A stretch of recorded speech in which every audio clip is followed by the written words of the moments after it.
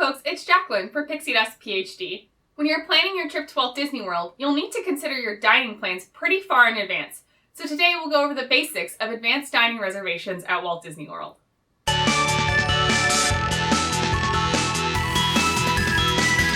Advanced dining reservations, or ADRs, only apply to a sit-down meal at Walt Disney World. So what you would think of as a normal restaurant, where you go and a waiter or waitress seats you, they take your order, they bring your food, and they bring you the check when you ask for it. In Walt Disney World, this is called a table service meal or table service dining. So for any quick service or counter service meals at Walt Disney World, which outside of Walt Disney World is basically just fast food or fast casual food, you don't need to worry about getting advanced dining reservations for those locations. So when thinking about ADRs, you first need to think about sit-down meals. Do you and your party want to do any sit-down meals? Would you prefer to do one or more than one per day? If you and your party decide you want to have one or more table service restaurant experiences, it's in your best interest to make advanced dining reservations, which requires planning pretty far in advance. Walt Disney World has loads and loads of table service dining options. We're not going to go over those in the video today, but you should definitely explore them with your party to decide what you might be interested in.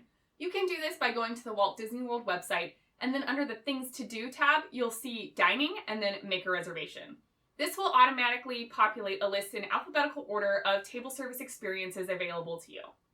It's a very long list, and the amount of choices can quite frankly be overwhelming, so I suggest you narrow it down. The default is to show you everything, but instead of looking at all resorts and all parks, you can narrow it down to just one.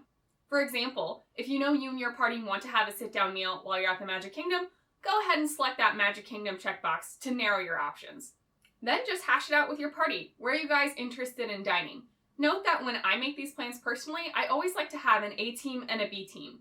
Meaning, my A team is the dining places that I really want to go to. Everyone in our party agrees on, this is definitely what we want to do. But in case we can't get those reservations because it's too popular or because the timing doesn't work out with whatever our fast passes end up being, the B team are other restaurants that we're also interested in doing and would be plenty happy with. Because you have to plan your dining options so far in advance of your vacation, I personally find it relatively calming to have both an A team and a B team ready to go. Reservations begin 180 days in advance of your arrival window. You heard that right, 180 days, so essentially 6 months. If you've already booked your hotel accommodations and they are on site, and you've connected that reservation to your My Disney Experience account, then 180 days prior to your arrival day, you'll be able to book advanced dining reservations for the first 10 days of your vacation, starting at 6 a.m. Walt Disney World time or Eastern time. For example, if your arrival day is December 1st, 180 days before that is June 4th. Let's say you're staying from December 1st to December 8th. At June 4th at 6 a.m. Walt Disney World time, you will then be able to make advanced dining reservations for your entire trip, December 1st through December 8th. In this case, I would highly suggest that you book your advanced dining reservations for the restaurants that matter most to you. For example, if it is very important that you get to go to Chef Mickey's on the 5th day of your trip, book that first, even though sequentially it doesn't come first in your trip. Once you've booked your must-do restaurants, then go ahead and fill in the rest of your vacation with your other advanced dining reservations. If you're staying in off-site accommodations, or 180 days in advance you simply haven't booked those accommodations yet, you can definitely still book your ADRs, you just won't get the benefit of the 10-day extended window. Meaning, if your arrival day is December 1st, then on June 4th at 6 a.m. Walt Disney World time, you will be able to book dining reservations for December 1st only. And then when you want to book December 2nd dining, you will have to wake up the next day on June 5th at 6 a.m. Walt Disney World time to book dining for that day, and so on and so forth through the rest of your vacation. Advanced dining reservations do require a credit card guarantee. This means that if you are a complete no-show to your reservation, or if you don't change, cancel, or modify your reservation 24 hours beforehand, Disney has the right to charge you $10 per person on that reservation. To expedite the process of booking your ADRs at your 180-day window, I highly suggest you add a credit card to your My Disney Experience account. That way you don't have to worry about entering your credit card information that morning during booking. And note that while a vast majority of Walt Disney World table service restaurants only require this credit card guarantee, where there's no actual charge put on your credit card, there are a few exceptions that you will need to pay full upfront.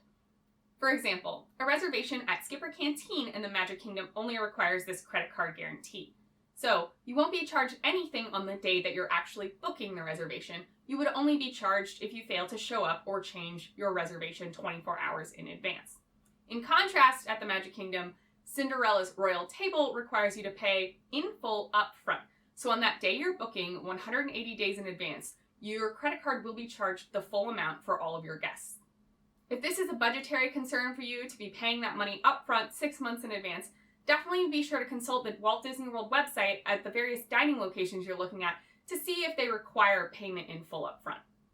Note that even though credit card guarantees are required, there's actually no limit on the amount of ADRs you can make. The limit is simply that they can't be too close together in time. For example, I can't book a Skipper Canteen dinner at 4:30 and also a Liberty Tree Tavern dinner at 5:30. The ADR reservation system online or through the app simply just won't let that happen, and you'll have to cancel one of them in order to book the other. Typically, I've found this limit is a 2-hour window, meaning that if I have a 4 p.m. reservation, I have had luck making a 6 p.m. reservation without having to cancel one or the other. But anything less than 2 hours is definitely not allowed. I've never seen that work. A great workaround to this limit is by including other party guests to help with ADR bookings. For example, in my last trip to Walt Disney World, we had 4 people total, and myself and my partner dealt with booking the ADRs. At Epcot, there are so many amazing choices for table service meals, and nothing in particular screamed a must-do for our party for this particular vacation. So for dinner, we ended up booking overlapping reservations.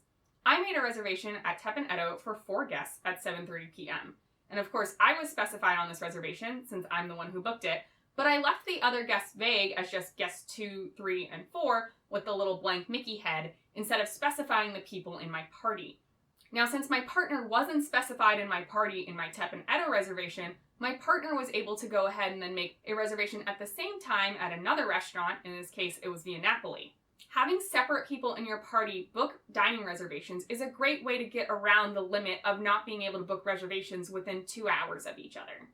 Just be sure not to specify who in your party the additional guests are, and everyone, frankly, could make overlapping reservations. And then as your trip details emerge, for example, after your fast passes are booked and you have a better sense of the timing of your day, be sure to cancel the reservations that you don't want anymore. If you forget to cancel any of your reservations, note that that credit card guarantee is there for a reason, and it's very likely that you'll face a monetary penalty, which nobody wants. So basically, once you're finalizing your trip, just be sure to go ahead and cancel any advanced dining reservations that you don't plan on using. Having multiple people on the Walt Disney World system when bookings open at 6 a.m. is also a great way to try to maximize your chances to get whatever reservation that you covet the most. So if your party is willing to help out, it's a great way to not only make your vacation the best it can possibly be, but also build camaraderie. It's really fun after all of the chaos of booking to get on the phone or video chat with the rest of your party and let each other know hopefully what successes you've had. I remember in my last trip, one of my friends was able to book Oga's Cantina for a prime nighttime slot for all of us, and we were just elated. Do you have questions about advanced dining reservations? Or better yet, if you have tips on how to handle ADRs 180 days in advance of your vacation, be sure to leave those in the comments below for other people to check out. If you found this video helpful, I hope you consider subscribing to the channel and leaving a like. See you real soon at Pixie Dust PhD.